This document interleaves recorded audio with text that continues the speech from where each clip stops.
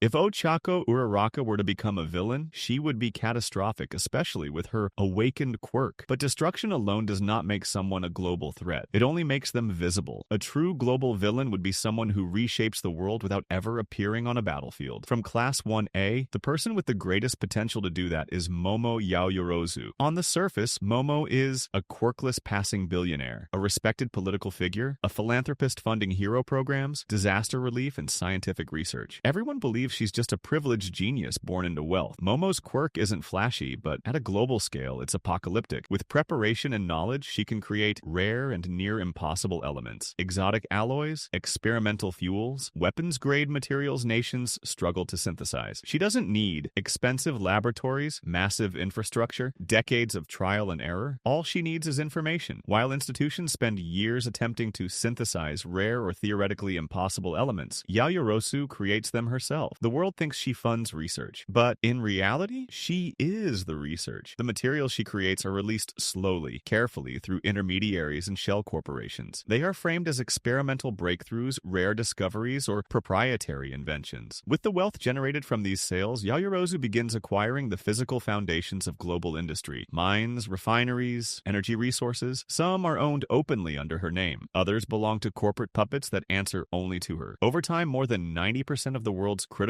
resource extraction is either directly or indirectly under her influence. Nations remain technically sovereign, but their ability to wage war, build weapons, or even maintain infrastructure depends on her supply chains. Unlike traditional villains, yayorauzo does not gather followers out of ideology or chaos. She recruits individuals with specific, controlled quirks. One of them possesses a high-level warping ability. This single asset changes the nature of conflict. During international disputes, key components of enemy weapons systems vanish. Missile guidance systems are displaced by centimeters. Nuclear launch mechanisms are rendered unusable. Entire facilities remain intact, yet completely non-functional. The damage cannot be traced. Repairs take months, sometimes years. Yayorauzo, however, can recreate any lost component instantly. Eventually, she possesses nuclear weapons, not through theft, but through her creation. When the materials, mechanisms, and knowledge all pass through her influence, ownership becomes a formality. She does not threaten the world with annihilation. She simply ensures that no one else can act without her consent. Yayorauzo never declares herself a villain. She never attacks civilians. She never dismantles governments. She never violates international law in any provable way. In fact, she stabilizes global conflict. Wars become shorter. Escalations are prevented. Economies remain functional because she allows them to. Yayorauzo is not only powerful, but exceptionally intelligent and manipulative, capable of bending people to her will both directly and indirectly. She shapes decisions through influence rather than force, guiding politicians, corporations, and nations without ever revealing her hand. With control over resources and supply chains, she holds the ability to quietly cripple entire economies, making resistance to her power almost impossible. Who do you think has the potential to be the best villain in MHA?